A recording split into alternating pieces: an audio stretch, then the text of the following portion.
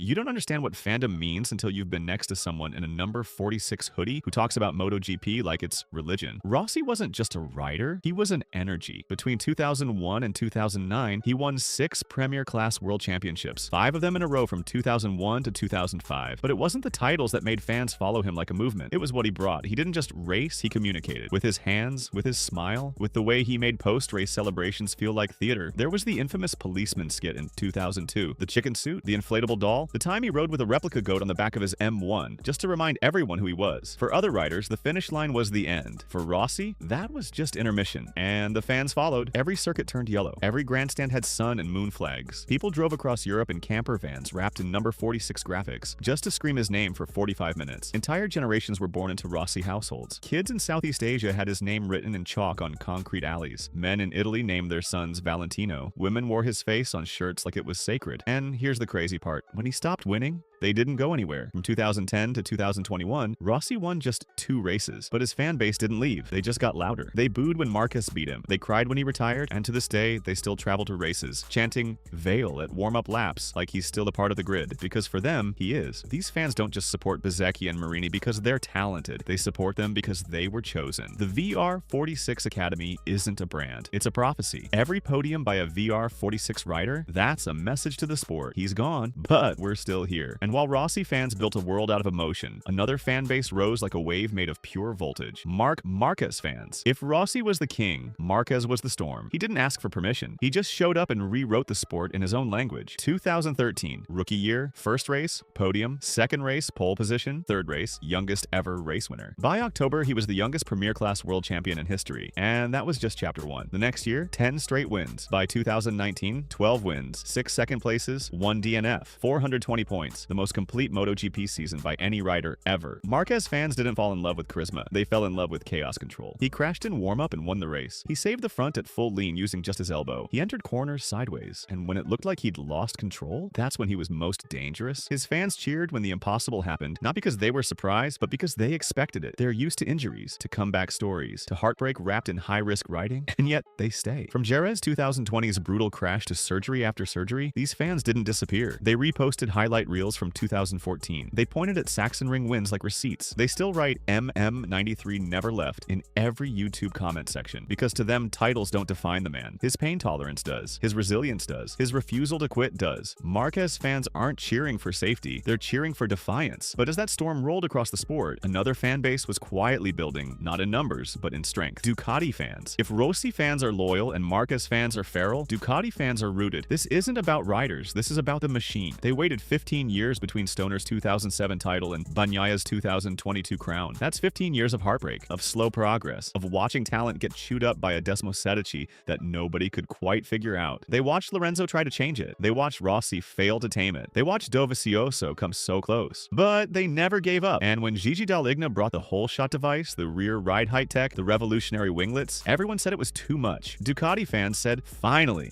the bike fights back. By 2023, they had 8 bikes on the grid, and every single one of them was a threat. Ducati fans don't scream in emotion. They sit back and let the numbers talk. And the numbers don't lie anymore. But while Ducati fans savor their engineering renaissance, another group still lives in the shadows, clinging to rhythm, flow, and a bike that used to be unbeatable. Yamaha fans. They remember the golden days. Rossi switching from Honda in 2004 and destroying the field. Lorenzo winning titles with clean, poetic precision. Even Crutchlow and Edwards pushing it past the limit. And then silence. Not immediate, not total. But Yamaha fans have watched the decline bit by bit. The M1 isn't the same. The horsepower's down. The acceleration is lacking. The top speed? A joke. But what's not gone is the heart. Fabio Quartararo's 2021 championship wasn't supposed to happen. He was underpowered, outnumbered, fighting Ducati rockets with corner speed and desperation. But he made it work. And when he crossed the line to win the title, Yamaha fans didn't cheer. They wept. Because that wasn't a win. It was a resistance. And they've stayed through the disappointment since. They're the ones posting throttle traces on Reddit, arguing about engine upgrades on Twitter, saying, just give us 10 more kph like it's a prayer. They don't follow a rider. They follow a style. Because Yamaha doesn't race the straight, they race the curve. And their fans still believe that one day that curve will be enough. The Yamaha fans keep hoping. But down pit lane, there's no time for hope. There's KTM, and KTM came for blood. You know a fan base means business when their first MotoGP win happens in just their 4th year on the grid. Brno 2020. Brad Binder. Slicks in the wet. A win that made the entire paddock sit up and think, what the hell did we just watch? That wasn't a fluke. It was the arrival. KTM fans didn't grow up watching Grand Prix racing. Many of them grew up watching dirt bikes, Dakar rallies, orange gloves flying through alpine mud. They weren't raised on rhythm, they were raised on impact. So when KTM decided to enter MotoGP full-time in 2017, their fans didn't expect elegance, they expected fire. And fire is exactly what they got. They saw the steel trellis frame, the WP suspension, the constant tinkering, and even when it didn't work, even when the riders struggled, they said, "This isn't failure, it's iteration." KTM fans are believers in the long game. They get excited over R and D reports. They watch every wildcard session like it's a preview of the next revolution. They don't need 5 wins a season. They just need evidence that KTM is closing in. Then came Miguel Oliveira, 2 wins in 2020, Binder winning at the Sachsenring, Tech 3 scoring podiums, and then whispers. Pedro Acosta is coming. That's when the fan base exploded. Because Acosta isn't just another rider, he's the one. The rookie champion of Moto 3, the kid who won a race from pit lane, the quiet storm with alien-level racecraft, and now he's on the RC16. The fan base has gone from hopeful to prophetic. You'll hear them say, "We may not win today, but wait till Acosta learns the front end. Just give us a chassis update, you'll see. Let Binder and Pedro cook." KTM fans are the engineers of the future in fan form. They're not obsessed with legacy, they're obsessed with what's next, and what's next might just terrify everyone else on the grid. But if KTM represents the bold, fiery side of MotoGP's new age, then Aprilia represents the slow burn, a fan base forged not in dominance but in disappointment. And still they stayed. They remember Alex Espargaro's loyalty when the bike was nowhere, when it broke down, when it understeered, when it wasn't competitive for years. Most riders would have walked. Alex stayed, and Aprilia fans did too. They didn't post highlight reels, they posted test session data. They didn't gloat, they clung to hope like it was oxygen. Then 2022 happened. Argentina, round 3. Alex Espargaro, on his 200th plus start, finally stood on the top step. Tears, emotions, history. For Aprilia fans, that wasn't just a win. That was validation that every single year they defended their faith was worth it. Since then, Maverick Vinales has found a home. The RSGP has grown wings, literally, and suddenly they're not backmarkers anymore, they're threats. But their fans, still quiet, still humble. Because when you've spent a decade getting lapped, you learn to savor every corner you fight for. And across from them, a fan base that isn't quiet at all. VR46. They don't wear suits, they wear yellow, always yellow. But these aren't just Rossi fans holding on. This is the next generation. They followed Rossi into retirement and immediately pivoted to the academy. They didn't need convincing, they were ready. Bezzecchi, Marini, Morbidelli, doesn't matter who's on the grid. If they wear that badge, they carry a nation. VR46 fans are interesting because they believe in growth. They don't demand dominance, they demand trajectory. If Bez finishes 4th, they'll say, that's fine, he'll win next year. They look for Rossi's DNA, not his results. Every late-breaking move, every helmet design, every Mugello podium, they see him in it. They are the soul keepers. VR46 isn't a team, it's a continuation. And then there are the ones who don't belong to any one group. They wear no merchandise, they carry no flags, but their love for the sport is just as fierce. The neutrals. They're the ones who scream for last lap drama, not rider loyalty. They cheer when a rookie overtakes a legend. They groan when a mechanical DNF robs a deserved win.